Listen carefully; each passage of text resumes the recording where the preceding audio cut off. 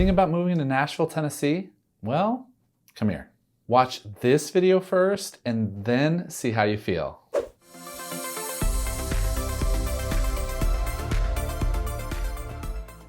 If you spent any time watching this channel, you've probably heard me say that I've been living in Nashville for the past decade. And despite living in 5 different states and traveling to nearly all of them in my adult life, Nashville, Tennessee has remained my favorite place to live. That being said, let's face it, anyone can Tennessee that Nashville isn't for everyone. Sorry, I can never resist a pun. Getting serious now, I'm gonna go over some of the quirks and honest truths about life in Nashville. But first, if you're considering a move to Nashville, whether that's in a few weeks or a few months, I would absolutely love to help you make that happen so you can buy your perfect home here. You can reach me by call, text, or email, and you'll find all my contact info down in the description. Now, one thing you might not be prepared for if you're moving to Nashville from another big US city is that Nashville has a slower pace of life. What do I mean by that? Well, the most relevant example for many people here is the slower pace of the drivers. That's not to say we don't have anyone rushing to work on their Nashville commute. I see plenty of people breaking the speed limit here, myself included. Shh. But to be honest, the overall urgency just isn't there. And sometimes you will find yourself in traffic jams caused by way too many people rubbernecking any accident long since cleared off the road instead of just getting on with it. Nashville just feels like most places I've been around the country and not the hurry up I've experienced in many other major metro areas. Personally, this is what I prefer, but if you hate getting stuck behind people with no sense of urgency, you might hate living in Nashville. Additionally, there's the inescapable fact that Nashville is part of the South, and around here, people like to talk. You may find yourself anxiously waiting in a checkout line with a cashier that chats up every customer, or even worse, get stuck in a conversation with an overly friendly stranger that you don't know how to get out of. Speaking of getting stuck, Nashville's traffic is another real issue we all have to deal with on a daily basis. With all my talk about people driving too slow here, sometimes that has nothing to do with how fast they'd rather be moving if they weren't stuck in a traffic jam.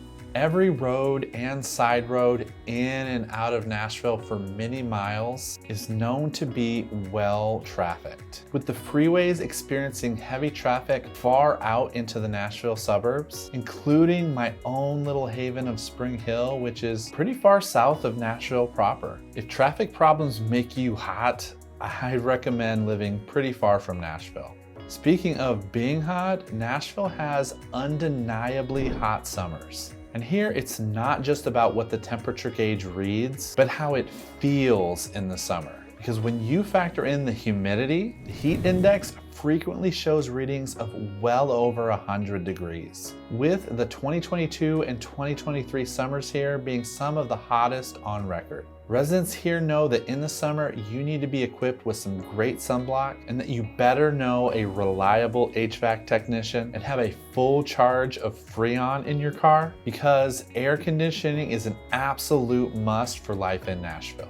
That being said, if you can make it through the summers here, the rest of the seasons are relatively mild, and the average highs and lows across the year make for quite pleasant temperatures here in Nashville, which is one of my favorite things about living here. While we're on the subject of weather, I should tell you that Nashville is a winter wonderland. But hold on, because it's not what you think. Another thing I talk about on this channel a lot is the unpredictability of the weather here. And that can be true especially for our winters here, because I'm frequently wondering when winter is gonna show up, and you probably will too. Sure, it gets colder on average as we approach the winter months, but if you are used to having a white Christmas and enjoying the beauty of snow-kissed trees and puffy white blankets adorning the rooftops, well, you may or may not see such things here in the winter. In my time here, I think every winter season gave us